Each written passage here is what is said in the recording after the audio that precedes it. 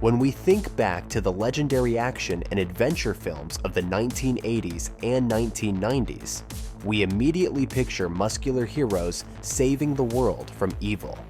But let's not forget about the villains, the dark forces that challenge the forces of good. The actors who portrayed them were often just as memorable as the main protagonists, and sometimes even more so.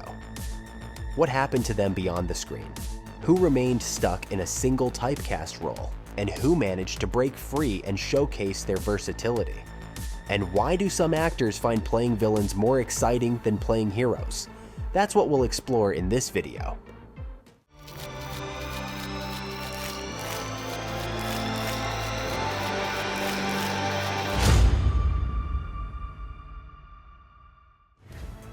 Action anti-heroes, the fate of 80s and 90s action movie villains. Liquid Terminator, Robert Patrick.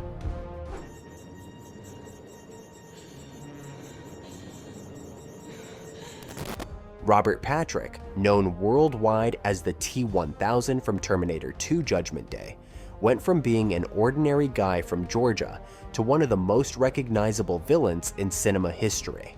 Born on November 5, 1958, he was passionate about sports in his youth, particularly American football and track and field. However, his experience with theater didn't start off well. While in 3rd grade, he was cast as Peter Pan, but flatly refused to wear the required green tights. His interest in acting only emerged during college, which he ultimately dropped out of. In his early years, Patrick took on odd jobs to make ends meet. While working as a bartender in Los Angeles, he met his future and only wife, actress Barbara Hooper. Around the same time, he landed his first film roles. Even then, it became clear that action movies would become his primary genre, thanks to his rugged appearance. Patrick's first major Hollywood project was Die Hard 2, where he played one of Colonel Stewart's henchmen. However, his breakthrough came with the role of the T-1000 in James Cameron's Terminator 2, Judgment Day. The part demanded not only acting skills, but also intense physical preparation, as the T-1000 was an advanced killing machine capable of shapeshifting.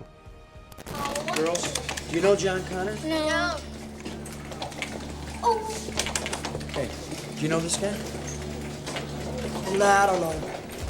Patrick underwent rigorous training to perfect the role. He learned to avoid blinking and flinching when firing weapons, mastered reloading without looking, and spent hours refining his signature menacing stare. To enhance his character's eerie presence, he studied the movements and mannerisms of wild animals. Interestingly, in the motorcycle chase scene, Patrick was so fast that he kept catching up too easily, forcing multiple retakes. This was despite the fact that he had injured his leg playing football before filming and was limping. The role of the T-1000 brought Patrick worldwide fame and critical acclaim. Moreover, the role helped him temporarily break away from bad habits that interfered with his focus. The actor admitted that he had been heavily indulging in alcohol and other substances, but he put those habits on hold for the film. Later, he managed to overcome his addiction entirely. Following Terminator 2, Patrick continued acting in films and TV shows, often portraying anti-heroes. His portfolio includes numerous corrupt, deadly, or simply unfriendly characters. For example, in the action film The Marine, he played a criminal named Rome. There's this guy in Phoenix. I figure since we did 100% of the work, why not keep 100% of the diamonds? Additionally, he frequently portrays military or law enforcement figures. His filmography includes 9 different colonels, 4 sergeants, and 1 major general. One of Patrick's most notable roles was Agent John Doggett in The X-Files. His character led the operation to find the missing Agent Fox Mulder. This task force, the search for Mulder. I'm running it, right? You're the man in charge. Patrick remains active in the industry. In August 2024, he starred in the low-budget action film Dogs of War. Patrick lives in Los Angeles with his wife, while their two children, son Samuel and daughter Austin, are now adults living independently. Interestingly, he named his daughter after the police officer the T-1000 impersonated in Terminator 2. Following in her father's footsteps, she has also pursued a career in acting. Miss Tanaka, Kim Miyori. Trustee, Mr. DeLeo. This Japanese-American actress is known for several action films, but she is best remembered for her role as Miss Tanaka in The Punisher, alongside Dolph Lundgren. Born in 1951 in Santa Barbara, California, she studied at the Pacific Conservatory of the Performing Arts in the same city. Kim began her acting career in the mid-1970s with small roles on Broadway, in TV movies, and in series. Her breakthrough came in the late 1980s when she was cast as the ruthless Yakuza villain in Marvel's superhero action film The Punisher. The director chose her for the role after seeing her in St. Elsewhere, where she had a recurring part. Her character, Miss Tanaka, is the embodiment of evil and a criminal mastermind. The 1989 version of The Punisher differed from the comics in several ways, including the absence of the skull logo on the hero's vest. However, given that Marvel adaptations at the time weren't overly concerned with strict adherence to the source material, these changes were acceptable. The film successfully captured the spirit of the original, and Miss Tanaka became a standout villain.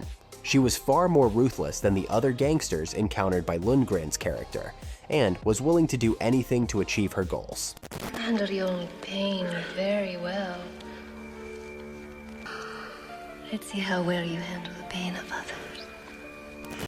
With a budget of $9 million, the film grossed $30 million at the box office, but performed best in home video sales, much like most of Lundgren's releases. Initially, both critics and fans were unimpressed with the comic book adaptation, but over time it gained more recognition, largely due to the strong performances of its villains. In the following years, Kim appeared in numerous projects that didn't receive much attention. Nevertheless, she remained one of the few actresses with a decades-long career in the industry.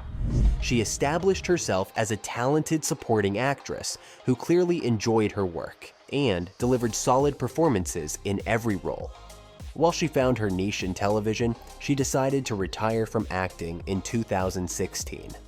Since then, she has led a private life. It is known that she was married for only 2 years, from 1982 to 1984. Agent Smith, Hugo Weaving. As you can see, we've had our eye on you for some time now, Mr. Anderson. This British-Australian actor became world famous for his role as Agent Smith in the iconic Matrix franchise. Hugo Wallace Weaving was born on April 4, 1960 in Nigeria, but spent his childhood moving between the UK, Australia, and South Africa. These frequent relocations were due to his parents' work. His mother was a tour guide, and his father was a seismologist. As a child, Hugo was passionate about theater and music, participated in school plays, and dreamed of becoming an actor. After finishing school, he enrolled in the National Institute of Dramatic Art in Sydney, where he received professional training. His early career involved small roles in Australian films and TV series. Over time, he started gaining recognition, and bigger opportunities followed. Weaving's career breakthrough came with his role as Agent Smith in The Matrix. This character became one of the most memorable villains in cinematic history. Cold, calculating, and relentless, Agent Smith was the perfect antagonist for the franchise's protagonists across all 3 films. In the 4th installment, The Matrix Resurrections, the character appeared through archival footage. To prepare for the role, Hugo underwent extensive training. He had to learn how to shoot, fight, and perform stunts. He also developed a unique speech pattern that was neither robotic nor entirely human. That's why the rest of me is just going to enjoy the show. Because we already know that I'm the one that beats you. The years spent working on The Matrix paid off. The film became a cultural phenomenon, and Hugo became a global star. Following The Matrix, Weaving continued playing villains and anti-heroes. One of his notable antagonistic roles was the Red Skull in Captain America: The First Avenger. He also voiced Megatron in the Transformers film series. Despite lending his voice to 3 Transformers films, Weaving admitted he knew little about the franchise's story or his character. For instance, while working on the second film, he had never seen the first. Additionally, he played the abusive father of Benedict Cumberbatch's character in the series Patrick Melrose. Weaving has always enjoyed playing anti-heroes. In his opinion, such characters are much more intriguing and complex than traditional heroes. However, he didn't limit himself to villainous roles and has taken on a variety of diverse projects. A significant success in his career was his portrayal of the elf Elrond in Peter Jackson's The Lord of the Rings trilogy. The man who can wield the power of this sword can summon to him an army more deadly than any that walks this earth. Another major role was in the dystopian thriller V for Vendetta. I can assure you I mean you no harm. Who are you? Who? Who is but the form following the function of what, and what I am is a man in a mask. Well, I can see that. Interestingly, Weaving wasn't originally cast in the role. Another actor was meant to play the lead, but dropped out after filming had already begun, allowing Weaving to step in. Despite his success, Weaving has dealt with personal health challenges. Since the age of 13, he has lived with epilepsy. Once, he even had a seizure on stage due to flashing lights.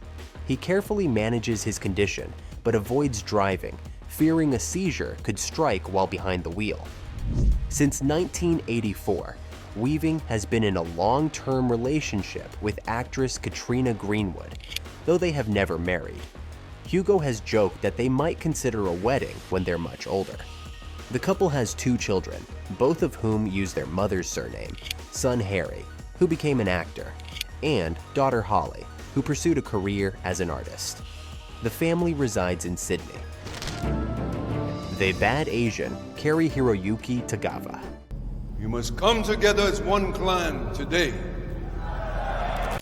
Audiences have come to recognize this Japanese-American actor in villainous roles, often portraying criminals or mafia members.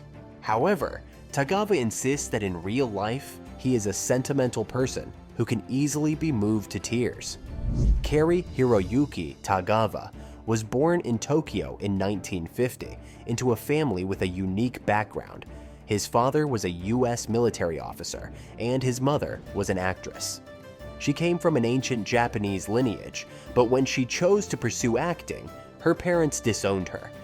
Despite this, she introduced her son to world literature at an early age, reading him works by Lev Tolstoy, Anton Chekhov, and Fyodor Dostoevsky. When Cary-Hiroyuki was 5, his family moved to the US. Around the same time, he developed an interest in martial arts. He first trained in kendo before transitioning to karate. During his college years, he traveled to Japan to train under a renowned sensei, but he felt like an outsider there and ultimately returned to America. Before breaking into acting, Tagawa tried various jobs, including farming, driving, career work, and photojournalism. Eventually, he decided to pursue a career in film. His acting journey began in 1986 with minor roles, but he quickly caught the attention of casting directors, leading to more opportunities. Just a year later, he landed his big break in The Last Emperor, a historical drama. Tagawa soon realized that he excelled at playing villains, and these roles became his specialty. In 1988, he appeared as a bad Asian character in The Comedy Twins. The following year, he starred in the 16th James Bond film, License to Kill. Both films were well received by audiences and critics, earning numerous awards and accolades. I've been setting it up for years. I just hope that little stunt of yours hasn't scared him off. These successes paved the way for a series of films that solidified his reputation. One of his most iconic roles is Shang Tsung in the Mortal Kombat universe. He first portrayed the soul-stealing sorcerer in the 1995 live-action film, and reprised the role in the 2013 web series Mortal Kombat: Legacy. Interestingly, Tagawa was the first and only choice for the role. He even attended the audition in full costume and delivered his lines while standing on a chair. I have something for you, my dear. I don't want anything from you. On the contrary, I have something you want very much. You can thank me later. Tagawa's filmography includes dozens of films and TV shows, with most of his roles being supporting characters. However, his performances are consistently memorable and impactful. Beyond acting, he has worked as a producer and remains dedicated to martial arts. He even developed his own training system, Chunshin, which he teaches to students. Additionally, he writes scripts and actively participates in community initiatives. The actor has been married twice, with both marriages ending in divorce. He has 3 children, 2 sons and a daughter. In 2015, after starring in the Russian film The Honored Priest, Confession of a Samurai, written by Ivan Oklobistin, Tagawa decided to convert to Orthodox Christianity. The following year, he was granted Russian citizenship. However, he did not relocate permanently and continues to reside in the United States. Angel of Death, Matthias Hues. I said let her go!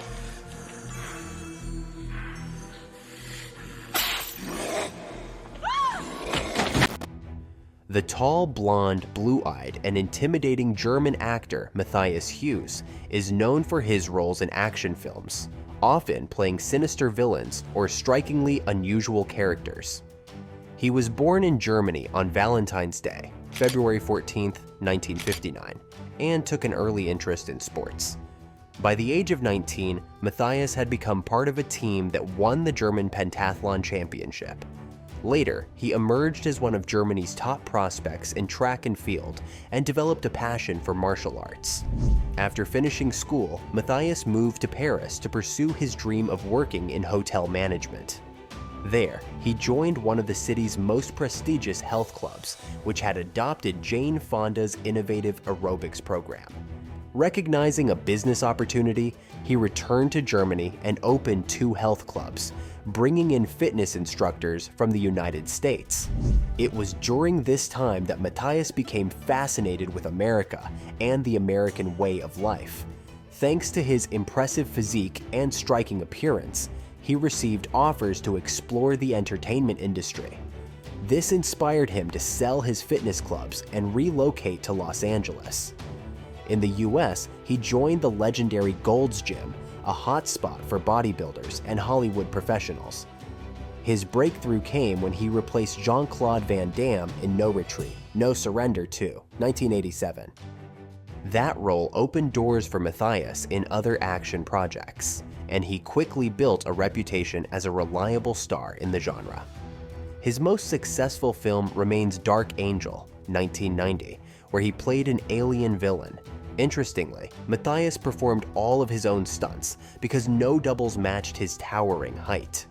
Additionally, he had to wear contact lenses that severely impaired his vision, making many action scenes even more dangerous. Crew members often worried for his safety due to the frequent explosions and special effects. Matthias is one of the few foreign actors who managed to completely eliminate his German accent. So much so that even people in his home country no longer recognize him as German. He also took acting lessons to ensure that he wasn't solely relying on his impressive physical presence. Today, Matthias continues to work in film. In recent years, he has frequently collaborated with actor and bodybuilder Alexander Nevsky, starring in several of his films. While these projects were never expected to succeed at the box office, Matthias used the earnings to finish building homes in Bali and Malibu. He now lives in these properties with his wife, model Leslie Carlton. The couple has 2 sons and is already enjoying life as grandparents. Norman Stansfield, Gary Oldman. We said noon. I've got 1 minute past. English actor Gary Oldman has had a long and remarkable journey to becoming one of the most respected actors of modern times. His ability to create vivid and memorable characters has made him a true legend of cinema. Born in London to a working-class family, Oldman's father was a welder and his mother was a homemaker. However, when Gary was just 7 years old, his alcoholic father left the family for another woman. He has an older sister who also pursued acting under the stage name Layla Morse. From an early age, Gary showed an interest in the arts, particularly music and theater. As a teenager, he learned to play the piano and initially dreamed of becoming a musician. However, he soon realized that his true calling was acting. Oldman attended drama school and, after graduating, started working in theater. He quickly gained recognition on the British stage, with critics praising his exceptional talent. By the early 1980s, film directors had taken notice, and his career in cinema began to take off. One of Gary Oldman's most iconic roles was that of Norman Stansfield in Luc Besson's Léon, the Professional. His character was the epitome of cinematic evil, ruthless, unpredictable, and terrifyingly charismatic. This performance cemented Oldman's reputation as a master of transformation and an actor capable of portraying incredibly complex and multidimensional villains. Interestingly, the famous scene where Stansfield talks to Matilda's father about Beethoven was entirely improvised. The scene was filmed multiple times, with Oldman delivering a different story in each take. You don't like Beethoven. You don't know what you're missing. Overtures like that get my juices flowing. So powerful. Another standout role was Dracula in Francis Ford Coppola's Bram Stoker's Dracula, 1992. Oldman's filmography spans over 4 decades, featuring a wide range of projects, from intense dramas and thrillers to historical epics. A major turning point in his career came when he joined the Harry Potter film series, portraying Sirius Black. This role earned him the love of millions of fans worldwide. It's beautiful, isn't it? I'll never forget the first time I walked through those doors. It'll be nice to do it again as a free man. Another significant achievement was his performance in Darkest Hour, where he played Winston Churchill, a role that won him an Academy Award. Let them see your true qualities, your courage. My poor judgment. Your lack of vanity. Yeah, my iron will. Your sense of humor. Ho, ho, ho. Oldman's personal life has been a frequent topic in the media. He has been married 5 times, with his marriage to Uma Thurman ending due to his struggles with alcoholism. His current marriage to writer Giselle Schmidt began in 2017.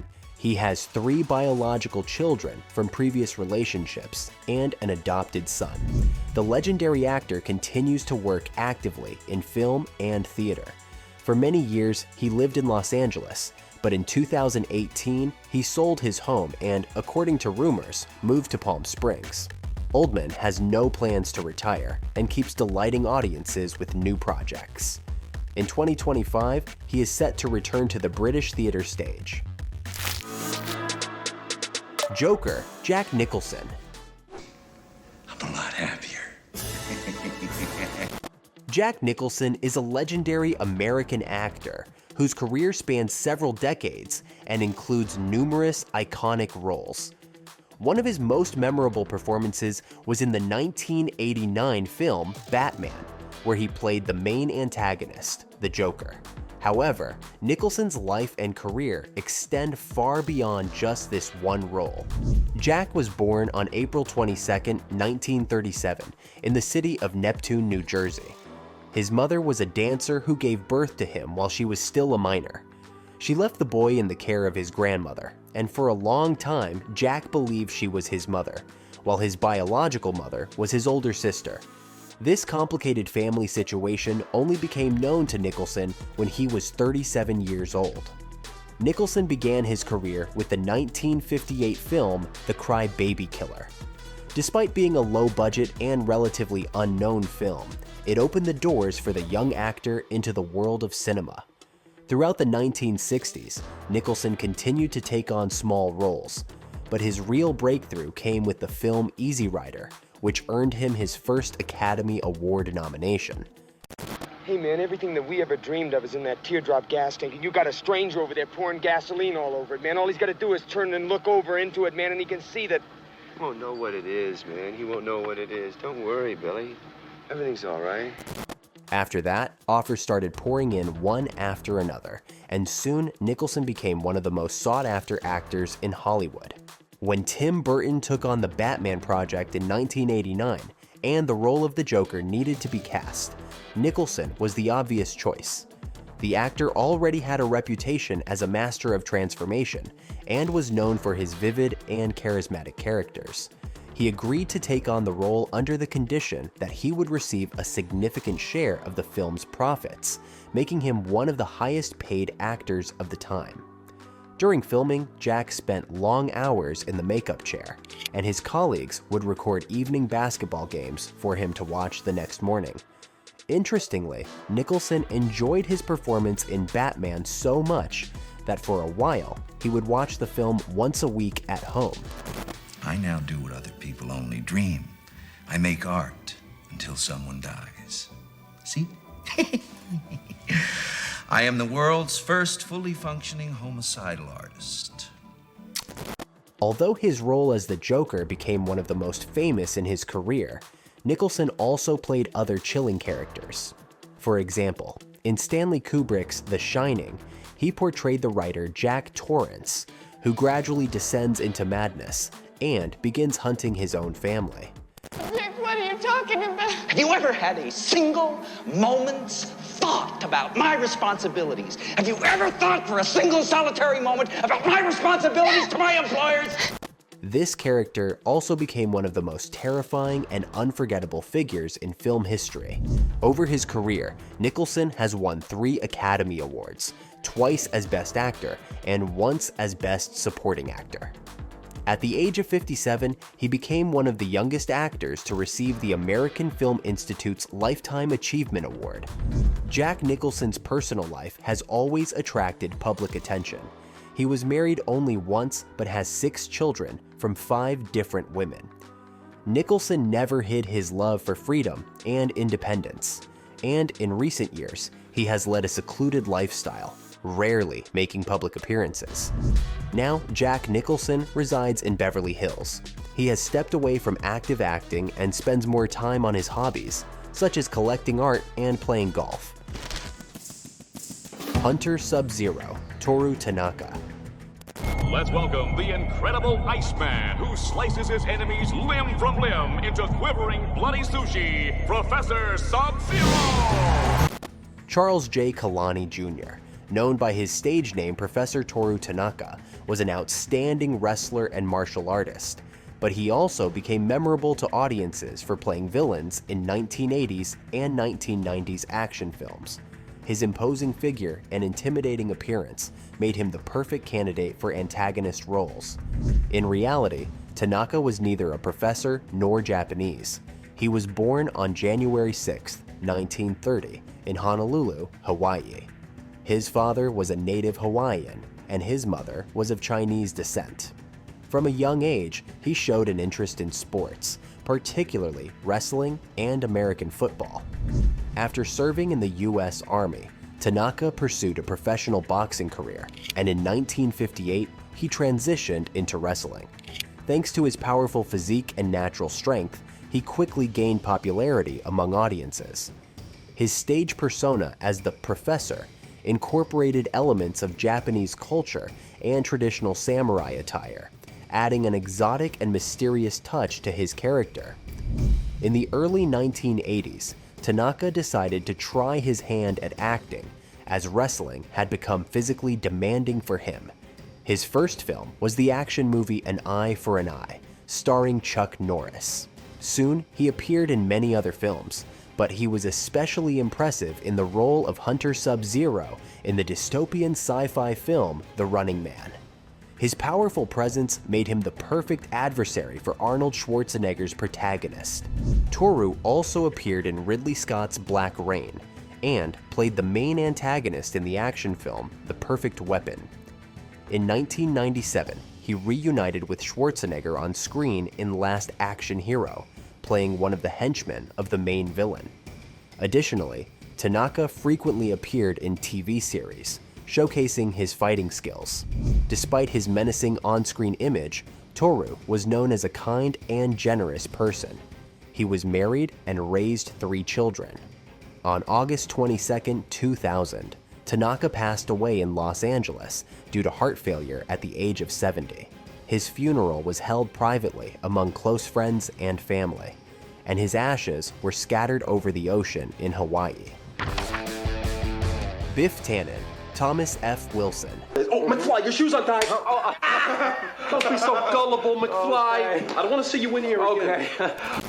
Thomas Francis Wilson Jr., widely known as Tom Wilson, was born on April 15, 1959, in Philadelphia, Pennsylvania. From an early age, he showed an interest in the arts. Tom learned to play the tuba and drums and participated in drama classes. After high school, he studied international politics at university, but also attended acting courses. However, he began his career as a stand-up comedian and only started landing roles in TV series after moving to Los Angeles. Wilson's big break came when he was cast as Biff Tannen in the Back to the Future trilogy. This role as the bully and antagonist of Marty McFly made him famous worldwide, even though in real life, Tom is nothing like Biff. He is a kind and pleasant person. Got my homework finished, McFly? Well, actually, I figured since it wasn't due till Monday. Hello? Hello? Anybody home? Hey, think, McFly, think. In fact, as a child, he was bullied by his peers. Interestingly, he also suffered on set. Eric Stoltz, who was originally cast as Marty, actually hit Tom during the cafe scene, nearly breaking his collarbone. Wilson later joked that he was planning to return the favor during the parking lot scene, but Stoltz was fired before he got the chance. The role of Biff typecast Wilson as a bad guy, and he frequently received similar offers. However, he worked hard to diversify his career and find a new niche. He succeeded through voice acting, lending his voice to characters in animated series such as The Angry Beavers, Johnny Bravo, and SpongeBob SquarePants. He also continued performing stand-up comedy and writing scripts for television shows. Wilson keeps his personal life private. It is known that he married in 1985, and the couple has 4 children. They live in Los Angeles, where Tom remains active in the entertainment industry, participating in various projects and performing stand-up comedy. He is passionate about photography and occasionally writes for literary magazines. Additionally, he released a music album on religious themes, as he is a devout Catholic. Hans Gruber, Alan Rickman. I could talk about industrialization and men's fashions all day, but I'm afraid work must intrude. Alan Rickman, the famous British actor, was born on February 21, 1946, in London. His path to success was long and challenging, but he eventually became one of the most recognizable and respected actors of his generation. Alan grew up in a working-class family, but when he was only 8 years old, his father passed away, leaving his mother to raise 4 children alone. This event deeply impacted the future actor, making him more responsible and independent. After finishing school, Alan enrolled at the Royal College of Art, where he studied graphic design. However, his true passion had always been acting, so he left a stable career and started working as a costume assistant while trying to get on stage. He succeeded in the late 1970s and also began working in television, appearing in various series. Alan Rickman's first major film role came in Die Hard, which was released in 1988. He played Hans Gruber, the villain who takes over a Los Angeles skyscraper. At first, he almost turned down the role, as he was hesitant to start his Hollywood career by playing a villain, but the film made him famous worldwide. In some ways, Rickman was right to worry. Die Hard cemented his status as a master of villainous roles, and he had to work hard throughout his career to avoid being typecast.